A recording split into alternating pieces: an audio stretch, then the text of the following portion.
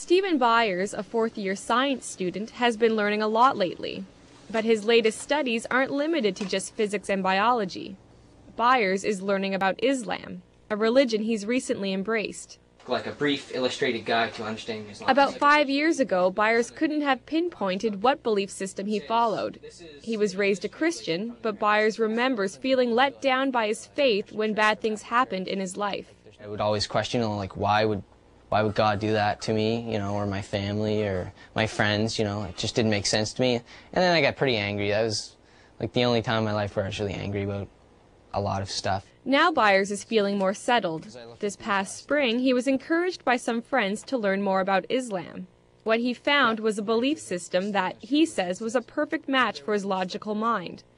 So in the summer, Byers spoke the Shahada, the testimony of faith that states Allah is the only God and Muhammad the last prophet of Islam. Once you say that line and you mean it in your heart and you're honest with yourself, you are a Muslim.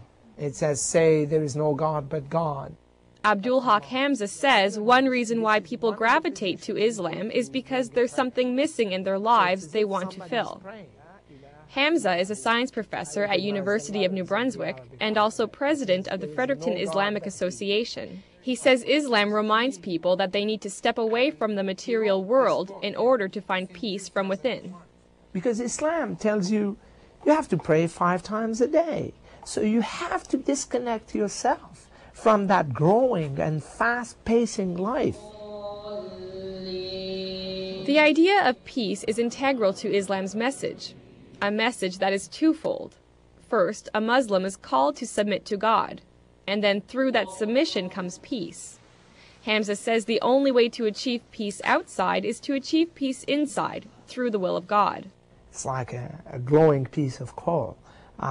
If you look at it when it's not lit, then it's just dark. When it's lit, then the darkness disappears, and it's just a source of light. The other major duties that are required in Islam can strengthen a Muslim's commitment to God and to peace. They include praying 5 times a day and reading Allah's Book of Revelations, the Quran, fasting in daylight hours during the lunar month of Ramadan, giving to charity, and, if you have the money, taking a pilgrimage to the holy city Mecca at least once in your life. Byers hasn't been to Mecca yet, but he did take part in the fast of Ramadan for the first time.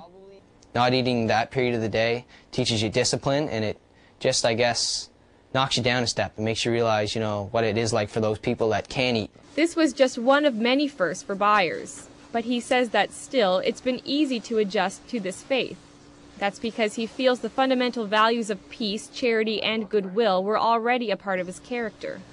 So just coming into it, I guess, would be just changing from the way I was to knowing that's how I was. Maybe it was more of a coming to understand the way I am.